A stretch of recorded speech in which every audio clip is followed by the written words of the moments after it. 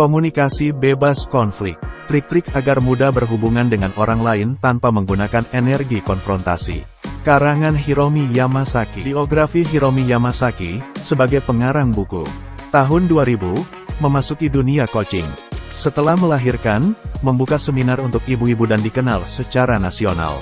Tahun 2016, diundang oleh stasiun TV dan majalah. Key Insight. Bab 1, membahas tentang semua orang mempunyai pola yang berbeda. Bab 2, membahas tentang rasa tentram menggerakkan manusia. Bab 3, membahas tentang gunakan kelebihan kita untuk menampilkan kekuatan tim. Bab 4, membahas tentang relasi. Bab 5, membahas tentang berteman baik dengan perasaan. Bab 6, membahas tentang berteman baik dengan diri sendiri. Bab 1, semua orang mempunyai pola yang berbeda. Setiap orang memiliki pola tindakan, pola pemikiran, dan pola emosi yang berbeda-beda. Tidak ada pola superior maupun inferior. Dengan adanya perbedaan pola ini penting untuk kita mengetahui pola rekan kita dan pola diri kita sendiri. Karena dengan mengetahui pola diri kita sendiri, kita akan lebih mudah untuk menentukan pola yang berbeda untuk kedepannya. Quote dari bab 1. Masa lalu dan orang lain tidak bisa diubah. Diri kita dan masa depanlah yang dapat diubah.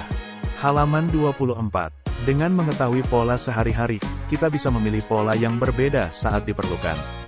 Halaman 25. Bab 2. Rasa tentram menggerakkan manusia. Seseorang akan merasa lebih tenang jika eksistensinya diakui. Seseorang juga akan merasa lebih tenang jika kita lebih menghargai bagaimana prosesnya dibandingkan hanya melihat dengan hasilnya saja. Dan ucapan terima kasih juga akan membuat seseorang merasa lebih tenang, tetapi tergantung dari pengucapannya. Quote dari bab 2. Manusialah yang mematahkan semangat dan yang menumbuhkan semangat. Halaman 40. Lawan tidak akan terlihat jika kita memiliki ketertarikan tapi tidak melibatkan diri. Halaman 43. Bab 3. Gunakan kelebihan kita untuk menampilkan kekuatan tim. Dalam sebuah tim, pasti mempunyai tujuan yang akan dicapai. Dengan kita mengetahui apa kelebihan kita, itu bisa kita maksimalkan di dalam tim. Tetapi jika kita mempunyai kekurangan, kita harus mengakuinya juga. Jika kita merasa kurang, jangan sungkan untuk meminta bantuan orang lain, atau jangan sungkan untuk menerima bantuan dari orang lain. Quote dari bab 3. Kegagalan yang dialami saat usaha semakin keras dilakukan, kebanyakan disebabkan oleh hilangnya tujuan. Halaman 61. Memang menyenangkan mendapatkan pujian langsung, tapi lebih menyenangkan lagi mengetahui ada seseorang yang menghargai diri kita di saat kita tidak ada. Halaman 65. Ada kalanya menyatakan kelemahan diri kita secara terbuka dan meminta pertolongan akan lebih mudah membuahkan hasil. Halaman 70. Bab 4. Relasi. Relasi dengan orang lain akan membuka banyak kesempatan. Kita harus bisa membedakan makna asumsi dan fakta. Jangan sampai kita terbelenggu dengan asumsi kita sendiri. Maka dari itu mulailah berinisiatif untuk memulai interaksi dan membangun relasi. Membangun relasi akan memperluas kesempatan, dan fakta ini memang pasti sudah diakui banyak orang. Tantangannya adalah asumsi negatif yang kita ciptakan sebelum bertindak, sampai akhirnya kita tidak melakukan apa yang ingin dilakukan. Please subscribe. Quote dari bab 4. Berbagai kesempatan dan pekerjaan jauh lebih banyak datang dari orang-orang di sekitar kita daripada dari tempat yang jauh. Halaman 88. Sepak terjang kitalah yang memperbaiki dan memperburuk hubungan kita dengan manusia lain. Halaman 98. Bab 5. Berteman baik dengan perasaan. Rasa marah seseorang pasti ada penyebabnya. Entah itu dari rasa takut ataupun rasa khawatir. Jika kita merasa terpuruk atau gagal, kita tidak boleh berlarut-larut dalam perasaan tersebut.